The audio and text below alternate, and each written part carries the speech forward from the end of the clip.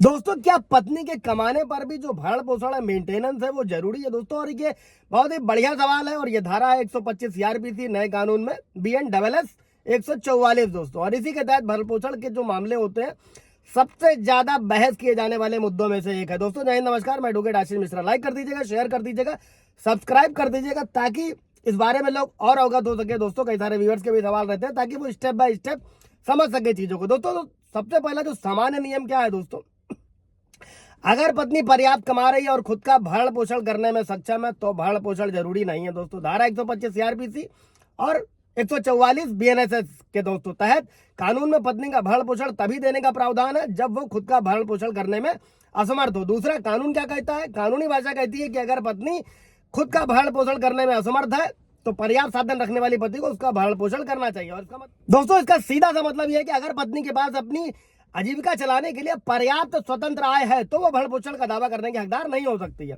तीसरा सबसे important factor क्या है दोस्तों, क्या पत्नी की आय उसके जीवन के स्तर के अनुसार खुद का भरण पोषण करने के लिए पर्याप्त है या नहीं है दोस्तों। ये पति के उस पर निर्भर करता है, तो इसको भी समझते हैं दोस्तों।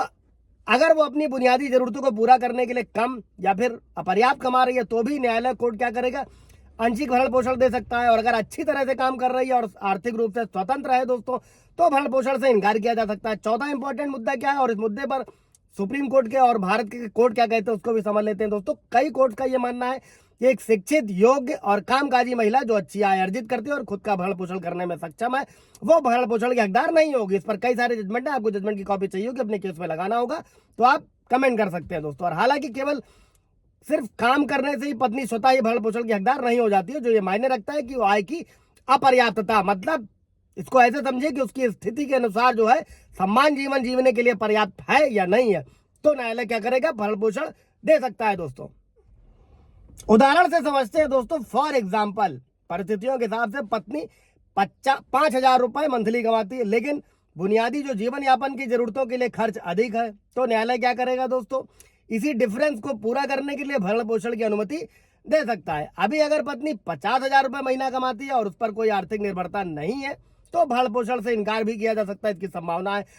छठा पॉइंट क्या है दोस्तों, कि अगर पत्नी के पास कोई स्वतंत्र आय नहीं है और उसकी आय कम है, अपर्याप्त है, तो पति क्या करेगा, कानूनी तौर पर नैतिक रूप से भरण पोषण करने के लिए बाध्य है दोस्तों। हाईकोर्ट ने भी कहा था भले मजदूरी करो, कमा पूरा करो, भले ही सहवास करने के लिए तैयार हो या नहीं। और विशेष मामले क्या होते हैं दोस्तों, भले ही पत्नी काम कर रही हो लेकिन अगर उसके बच्चे आश्रित हैं, अस्वस्थ है या ऐसी परिस्थितियां हो जैसे वो खुद का भरण पोषण ठीक तरीके से नहीं कर सकती है, तो क्या करेगा, फिर भी कोर्ट जो है भरण पोषण का निर्देश दे सकता है दोस्तों। यहां तक कि एक कमाने वाली पत्नी को भी कोर्ट कार्रवाई के लंबित रहने के दौरान, मतलब कोर्ट कार्रवाई अगर चल रही है, मुकदमा चल रहा है, तो भी अंतरिम भरण पोषण जो है वो बांध दिया जाता है। लेकिन इस पर भी दिल्ली हाई कोर्ट ने अंतरिम भरण पोषण यानी मेंटेनेंस को खारिज कर दिया था दोस्तों, क्योंकि पत्नी जानबूझकर घर बैठी हुई थी, एजुकेटेड थी, काफी पढ़ी लिखी थी। और कोर्ट अगर पाता है तो उसकी जो वर्तमान आय है मुकदमे के खर्चों या दिन प्रतिदिन की जरूरतों के लिए अपर्याप्त है, कम है, मेंटेनेंस बांधा जाएगा।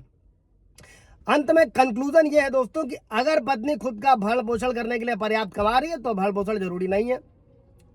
परीक्षण क्या है, केवल रोजगार नहीं है बल्कि उचित खर्चों को पूरा करने के लिए जो आय की अपर्याप्तता है वो भी होनी चाहिए दोस्तों। और अगर आय कम है पत्नी की तो कमी को पूरा करने के लिए भरण पोषण बांधा जाएगा, और अगर पर्याप्त है तो दावे को अस्वीकार किया जा सकता है दोस्तों। अगर पत्नी मायके छोड़कर चली गई है, भाग गई है, एडल्ट्री में रह रही है दोस्तों, इन सभी चीजों से रिलेटेड जजमेंट हो अगर आपको चाहिए होंगे अपने केस में लगाने के लिए तो आप कमेंट करके ले सकते हैं दोस्तों। कोई सवाल जवाब होगा पूछिएगा। Thank you.